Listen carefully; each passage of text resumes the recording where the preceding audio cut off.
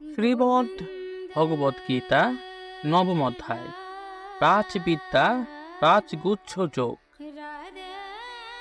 শ্রী ভগবান বলিলেন, সর্বদেশ শূন্য তোমাকে এই জ্ঞান বিজ্ঞানের কথা বলিব, যাহা জানিলে তুমি সংসার বন্ধন হইতে মুক্ত হইবে।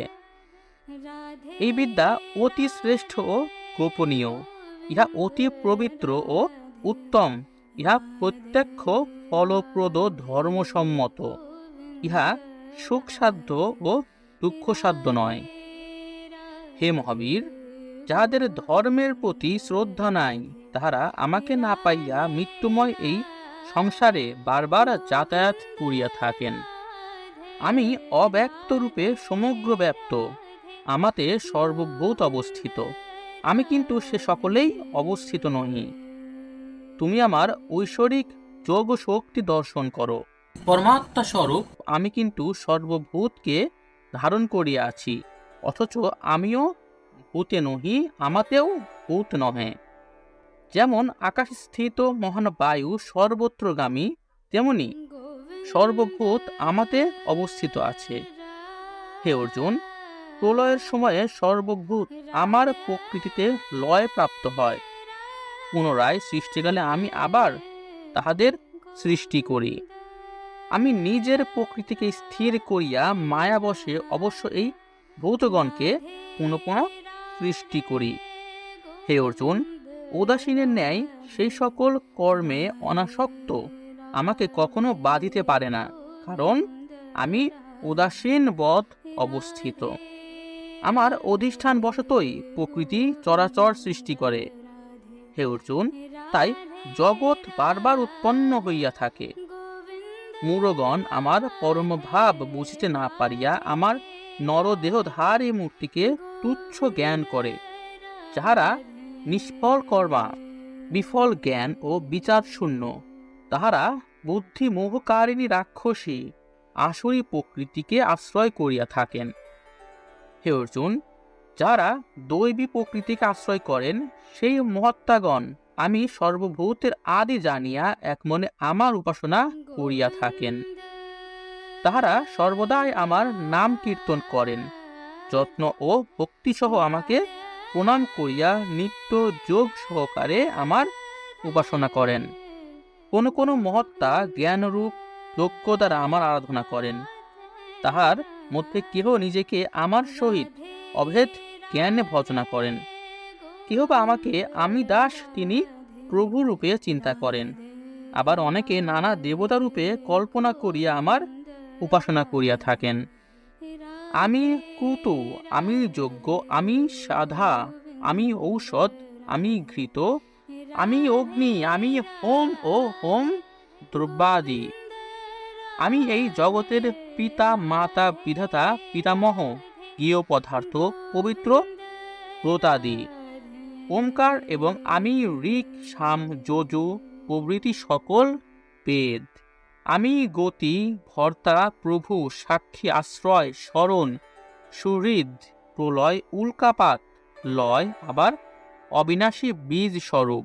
হে অর্জুন, আমি সূর্য রূপে তাপ দান করি, আমি বৃষ্টি বর্ষণ করি ও জল আকর্ষণ করি। আমি জীবন, আমি মৃত্যু, আমি স্থূল, আমি সূক্ষ্ম অব্যক্ত। ত্রিবেদবিদগণ সোমরস পানে পাপ হইতে মুক্ত হইয়া স্বর্গলোক প্রার্থনা করেন। তাহারা পুণ্য ফলে স্বর্গে গিয়া দিব্য স্বর্গসুখ ভোগ করেন। তাহারা সেই স্বর্গসুখ ভোগ করিয়া পুণ্য ক্ষীণ হইলে আবার মর্তলোকে জন্ম লন। এইরূপে ত্রিবেদ অনুষ্ঠান করিলে কাম কামীরা কেবলই জন্ম মৃত্যুতে পা রাখেন। যাহারা অন্য বাসনা ত্যাগ করিয়া এক আমারই চিন্তা করেন, সেই ভক্তদের জন্য আমি নিজে যোগ ও হেম বহন করিয়া থাকি। হে অর্জুন, যাহারা শ্রদ্ধা করিয়া অন্য দেবতার অর্চনা করেন, তাহারাও না জানিয়া আমাকেই করেন। আমি সর্বযজ্ঞের ভোক্তা ও প্রভু। আমাকে ভালো করিয়া না জানিয়া লোকে প্রকৃত পন্থা হইতে বিরত হইয়া থাকেন। ইন্দ্রাদি দেবতার অর্চনা করিলে ভক্তরা দেবলোকে যান। শ্রদ্ধাদি দ্বারা পিতৃগণে অর্চনা করিলে তাহারা পিতৃলোকে যান, যজ্ঞাদি দ্বারা ভূতগণের অর্চনা করিলে ভূতলোকে যান। কিন্তু আমার অর্চনা করিলে আমার ভক্তরা আমাকেই পান। তিনি আমার প্রতি ভক্তিপূর্বক পত্র পুষ্প ফল ও জল দেন। আমি তাহার সেই সব ভক্তি প্রদত্ত উপহার গ্রহণ করিয়া থাকি। হে অর্জুন, তুমি যাহা যাহা কার্য করো, ভোজন, হোম, দান, তপস্যা, সেই সবই আমাতে সমর্পণ করো। এইরূপে শুভ ও অশুভ ফলযুক্ত বন্ধন হইতে মুক্ত হইবে এবং সন্ন্যাস রূপ যোগযুক্ত চিত্তে আমাকেই লাভ করিবে। সকলকেই আমি সমান দেখি, বিশেষ কারো প্রতি আমার বিদ্বেষ নাই। আমার প্রিয় বা অপ্রিয় কেহ নাই, কিন্তু যাহারা ভক্তির সহিত আমার অর্চনা করেন, আমি তাহাদের সহিত থাকি এবং তাহারাও আমাতে থাকেন। যদি অতি দুরাচার ব্যক্তিও এক মনে আমার ভজনা করেন, তাহা হইলে তাহাকেও লোকে সাধু বলিয়া মনে করে, তাই তাহাকে সাধু বলিয়া জানিবে। শীঘ্রই সে ধর্মাত্মা হইয়া নিত্য চিরশান্তি পায়। হে অর্জুন, তুমি নির্ভয়ে সকলের নিকট জানাও যে যে আমার ভক্ত সে কখনোই বিনষ্ট হয় না। হে অর্জুন, যারা নিজ কুলে জন্মে অথবা বৈশ্য বা শূদ্র অথবা স্ত্রী, তাহারাও আমার আশ্রয় লইলে পরম গতি প্রাপ্ত হন। এই বিষয়ে পুণ্যবান ব্রাহ্মণ ও ক্ষত্রিয়গণের কথা আর কি বলিব।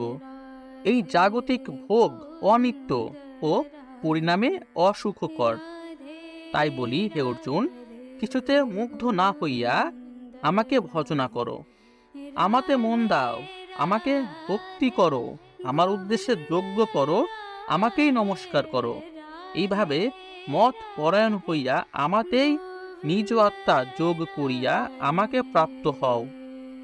ইতি রাজবিদ্যা রাজগুচ্ছ যোগ নাম নবম অধ্যায়।